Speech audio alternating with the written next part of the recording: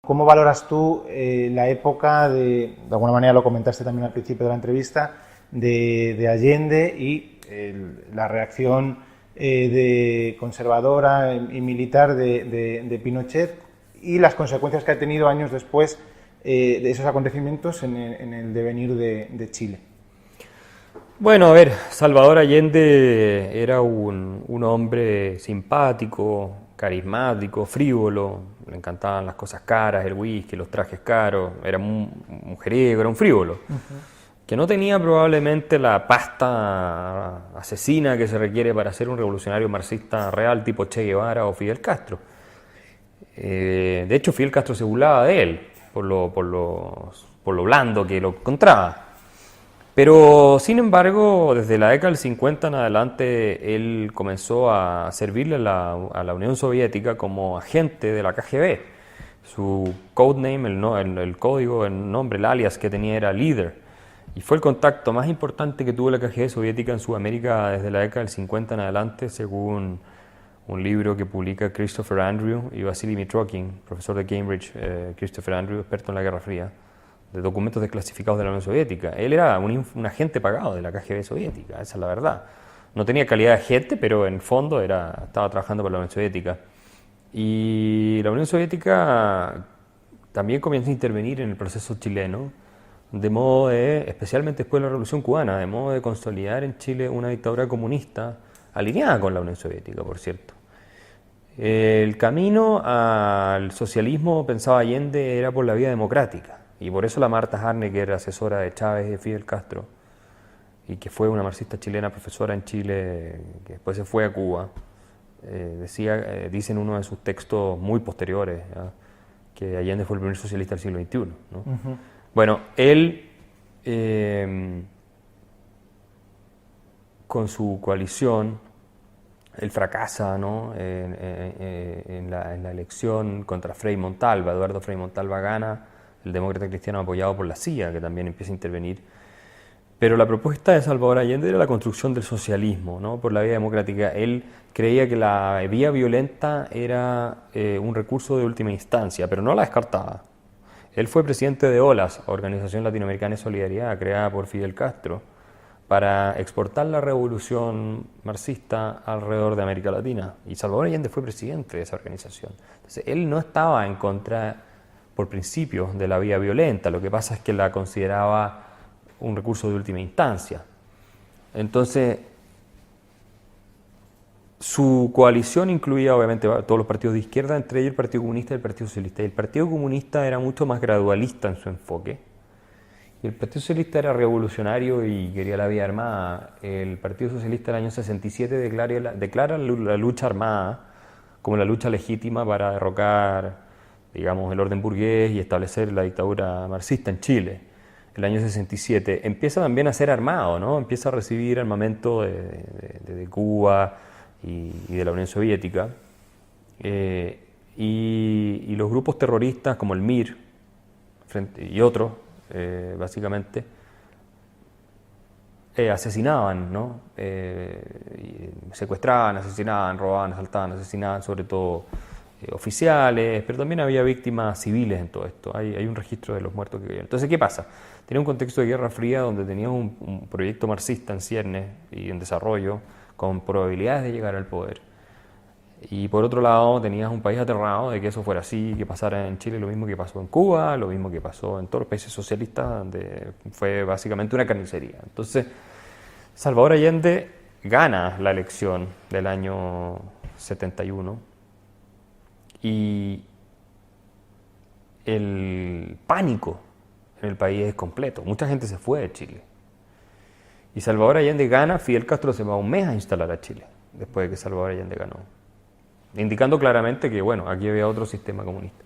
Y fue una gran amenaza para todo lo que era el equilibrio de la Guerra Fría, porque el único presidente marxista jamás elegido democráticamente fue Salvador Allende. Y en Europa había partidos comunistas muy grandes y los americanos temían que eso pudiera repetirse ahí, y se perdiera el equilibrio en la Guerra Fría o el balance, y bueno, en fin, efecto dominó muy complicado. Sí. Y finalmente Salvador Allende intenta su revolución marxista en Chile, fracasa colosalmente, como es Chile era parecido a lo que es Venezuela hoy día, ¿no? Una inflación de 1000% prácticamente, escasez de bienes básicos, toda una catástrofe completa. Y el Parlamento, la Cámara de Diputados del Parlamento chileno con amplia mayoría aprueba una resolución donde declaran que es inconstitucional el gobierno de Allende. Entre otras cosas lo acusan de torturas y lo acusan de intentar instaurar un régimen totalitario marxista en el país.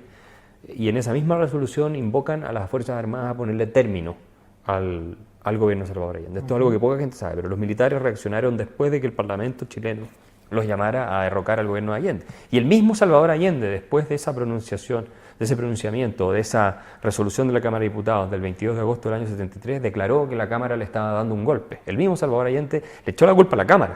Ahora, con la situación crítica económica y todo lo que había, bueno, más la amenaza marxista, al final los militares intervinieron, Pinochet se hace cargo la Junta de Gobierno. Pinochet fue el último en decidir subirse al golpe. Pinochet había sido designado comandante jefe del ejército por Salvador Allende. Entonces, nadie sabía bien lo que pensaba. Eso había pasado igual aquí con Franco en la guerra civil, fue el último en sumarse. Exactamente, bueno, fue muy parecido en ese sentido.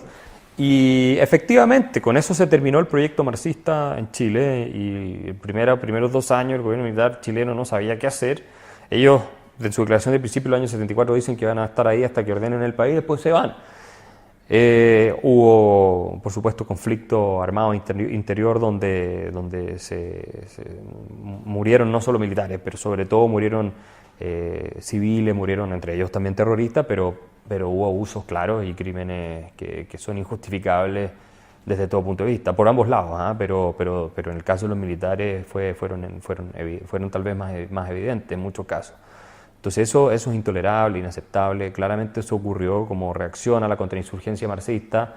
Bueno, los militares están gobernando, los militares entran a gobernar y se hacen cargo de un país y están con una insurgencia marxista que ellos ven como algo muy amenazante. Obviamente los excesos son difíciles de evitar, no debieran ocurrir, por supuesto, pero desde el punto de vista del análisis histórico, en general los militares cuando gobiernan hacen eso. Sí. Ahora, luego con las reformas de los Chicago Boys, lo cierto es que eso es lo que sacó a Chile adelante.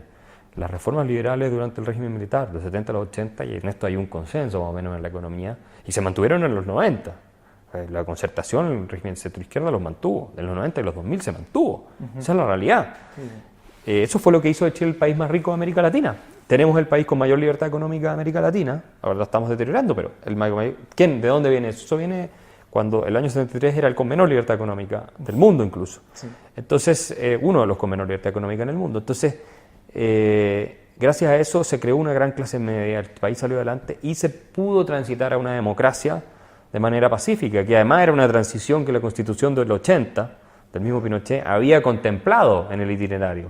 O sea, la transición a la democracia, el referéndum del año 88, donde pierde el no, ya establecía la transición a la democracia. O sea, se le dio un periodo de 8 años al régimen militar para continuar. Y luego se introducía la democracia. Eso lo firmó el mismo Pinochet al final. Con sus asesores civiles pusieron eso ahí. Él lo firmó. Si después lo dudó o no lo dudó, probablemente lo dudó. Sí. Probablemente se acostumbró al poder y quería quedarse. Pero al final terminó respetando esa constitución y entregó el poder democráticamente en una transición que no se derramó ninguna gota de sangre. Entonces, desde ese punto de vista económico, social, democrático, institucional, fue un régimen, un periodo de la historia de Chile que marcó una diferencia en lo que venía siendo Chile hasta entonces. Y lamentablemente la historia está mal contada, porque los que destruyeron la democracia en Chile fueron los partidos políticos, y sobre todo la inclinación de la izquierda a usar la vía violenta para llegar al poder y empezar a amenazarlos a todos de que los iban a exterminar. El Clodomiro Almeida, que fue uno de los más altos jerarcas del Partido Socialista chileno, hablaba de que en Chile necesitamos una guerra civil como la española, como 1 millón de muertos por lo menos para lograr consolidar el régimen socialista en Chile. Y él fue después funcionario del gobierno de Salvador Allende. Después tienes otros hablando de ese tipo de cosas. Tenías guerrillas marxistas en el país. Entonces, eso es todo una realidad histórica, que hoy día parece políticamente incorrecto decirlo, pero a mí no me importa porque los datos están en todos los libros, están en todos los informes de inteligencia de la Unión Soviética, están en el informe de inteligencia de la CIA, están en todas partes. Nada de eso justifica los crímenes de derechos humanos cometidos, obviamente ni por la izquierda, que cometió varios, ni tampoco por el régimen de Pinochet, ¿no? Que en ese sentido fue muy vergonzoso ciertas cosas que ocurrieron. Muchas de las cosas que ocurrieron eran totalmente injustificables, o sea, no hay nada que decir en eso. Pero económicamente fue un éxito. Socialmente se creó la clase media que no existía. Y democráticamente el país nunca tuvo más estabilidad democrática que después de ese periodo de transición del año 90 hasta el día de hoy. En su historia nunca el país estuvo más estable, ni fue más desarrollado, ni tuvo mejores indicadores, en cualquier área que tú lo mires, digamos. Entonces, y eso fue un mérito de la concertación también, porque los gobiernos de la concertación que vinieron después, que eran de centro izquierda, ellos declaran que ellos reconocen que el sistema de mercado es el mejor, y lo asumen, lo incorporan como propio y lo profundizan en muchas cosas. Eso es lo que el Partido Comunista siempre le reclamó a la centroizquierda chilena. Ustedes se compraron el modelo Pinochet, les dice. Entonces, es una cosa bien, pero los países maduros hacen eso, no hacen borrón y cuenta nueva con las cosas que funcionan. Las mantienen, las mejoran, las profundizan. Ahora estamos volviendo más a la lógica populista de destruirlo, porque por primera vez, desde la década de la Unidad Popular, desde el año 70, 71, 73, el Partido Comunista también está en el gobierno.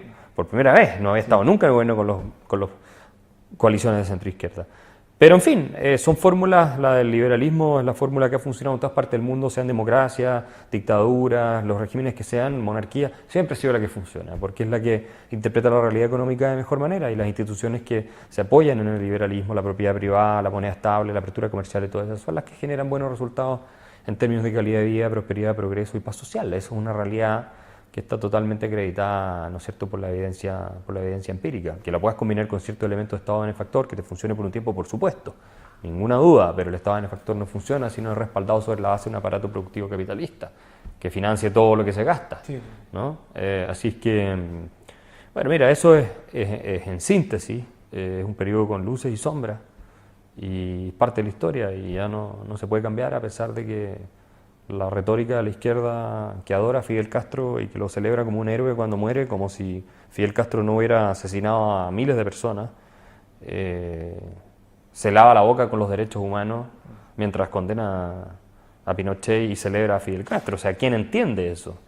Nadie entiende eso. Y eso incluye a Jean-Claude Juncker, el payaso aquí de la Unión Europea, incluye al ¿cómo se llama? El galán primer ministro de Canadá, Trudeau, incluye a un montón de líderes mundiales que cuando murió Fidel Castro, ¿no es cierto?, salieron a hablar del gran héroe, y a la presidenta Bachelet admira la Alemania comunista, donde fue exiliada después del golpe en Chile, el golpe de Estado, y siempre la ha admirado y nunca ha criticado los derechos humanos que se violaron ahí, decenas de miles de vidas que fueron arruinadas, las decenas de miles de personas muertas por el régimen, y lo admira abiertamente, y admira a Fidel Castro. Ella tuiteó que Fidel Castro era un gran héroe de la justicia social en América Latina cuando murió, y que estaba muy apenada por su muerte, siendo que era un dictador sanguinario que tiene a su pueblo sumido en la absoluta miseria. Sí. Entonces, ¿qué credibilidad tiene ella para venir a hablar de derechos humanos? Cero, a mi juicio. Ellos están mostrando lo que habría sido Chile si ellos hubieran ganado el año 73. O en la década del 70. Si ellos hubieran tenido su proyecto consolidado, Chile habría sido como Cuba, porque eso es lo que ellos admiran. Ellos lo están diciendo hoy día, que ellos admiran a Fidel Castro y admiran el socialismo marxista. Entonces, no queda ninguna duda. Y si yo tengo que elegir entre el Chile que tenemos hoy y Cuba, no me quedo por ningún motivo con Cuba. Prefiero 1000 veces el Chile que tenemos hoy. Sí, y luego hay una cuestión que se suele meter siempre en el mismo saco, la dictadura argentina de ese mismo periodo con la de Pinochet, pero yo creo que son de naturaleza bastante distinta, no sé cómo lo ves tú. Yo creo que sí, de partida la dictadura argentina dejó un legado económico desastroso. No fue lo de Pinochet que dejó instituciones, digamos, el gobierno cívico-militar o los Chicago Boys que dejaron instituciones económicas con un país creciendo 7%. Y con una pobreza reduciéndose radicalmente. La pobreza en Chile se redujo de un 50% a un 7%, gracias al progreso y la prosperidad que se generó con el cambio institucional de los 70 a los 80 y que se profundizó, insisto, con los 90, porque este sistema lleva más tiempo en democracia que lo que tuvo en un régimen autoritario. Esa es la verdad de las cosas. Entonces es un sistema mucho más de la democracia que de la dictadura, como dicen ellos. Y por tanto creo que esa es una diferencia fundamental.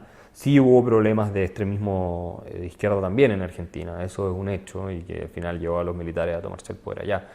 Yo los detalles no los conozco tan profundamente como los chilenos, por supuesto, pero sí creo que es muy distinta una experiencia y la otra. Además, nosotros no nos metimos en ninguna guerra artificial con ningún país, que podríamos haberlo hecho, a diferencia de los argentinos, que en la desastrosa guerra de las Malvinas fue un invento del régimen para poder estabilizarse, donde al final terminaron en una ruina completa, costando la vida a montones de compatriotas argentinos, gente joven que no tenía por qué morir en una guerra tan absurda. Y fue un régimen en ese sentido mucho más irresponsable desde todo punto de vista, yo creo, que el chileno. Sí, y no dejaban de ser facciones peronistas unas contra otras. Y quizá la naturaleza de esta contrarrevolución de Pinochet sea muy distinta a una facción peronista, ¿no? No tiene nada que ver. No, o sea, de partida el peronismo en Chile no existe, nunca existió, existen tendencias, había habido tendencias populistas, esas cosas. Las Fuerzas Armadas chilenas son republicanas, tampoco son liberales, no creas tú que Pinochet era liberal, Pinochet no tenía idea de liberalismo ni nada. Los que lo convencieron fueron asesores externos y gente que en la Marina intuía que el camino iba por el lado de lo que proponían estos jóvenes que habían estudiado en la Universidad de Chicago. Y él dijo, bueno, esto no funcionó, probemos lo otro. Y resulta que empezó a funcionar. Y por eso se quedó con el sistema, pero porque era un pragmático, no era un ideólogo. No era un ideólogo, e incluso más, yo te diría. Los militares siempre son más afines al estatismo que al liberalismo. Lo de Chile fue una cosa bastante excepcional en ese sentido, porque la tendencia de las Fuerzas Armadas chilenas siempre fue al estatismo como es algo natural. Al final son funcionarios del Estado los militares, no son otra cosa. Y en una organización que es completamente planificada de arriba hacia abajo, que esta cosa del orden espontáneo no puede ser más contraria al espíritu militar, que es de dictar, ¿verdad? Desde arriba para abajo. Pero por una suerte de distintos factores, finalmente el régimen militar en Chile, y no unificado, porque había mucha resistencia dentro de las Fuerzas Armadas al apoyo que Pinochet le dio a los Chicago Boys. O sea, mucha resistencia. De hecho, el que más resistía era Manuel Contreras, que era el jefe de los servicios de inteligencia, gran responsable directo de los casos de violaciones de derechos humanos. Era más bien fascista desde el punto de vista económico, que el Estado controlara la economía. Era más bien de esa tesis, por sobre la de la libertad económica, que era algo que nadie entendía, además, nadie sabía. De hecho, hay una famosa anécdota donde el ministro de Hacienda liberaliza los precios, y van, creo que eran los productores de leche, no recuerdo, a preguntarle, bueno, ministro, ¿cuál va a ser el precio del nuevo? Pero que Chile ya venía fijando precios hace muchas décadas, y con Allende obviamente eso se llegó al extremo, había más de 3.000 precios fijados. Bueno, ¿cuál va a ser el nuevo precio de la leche? Y el ministro dice, bueno, pongan el que ustedes quieran, y ellos se van de la oficina consternados, pensando que lo habían insultado porque estaban proponiendo un precio muy, muy alto. Entonces vuelven a decirle, bueno, lo podemos bajar un poco. Se reúnen de nuevo con el ministro de Hacienda y dicen, lo podemos bajar un poco. Y él dice, no, pongan el precio que ustedes quieran.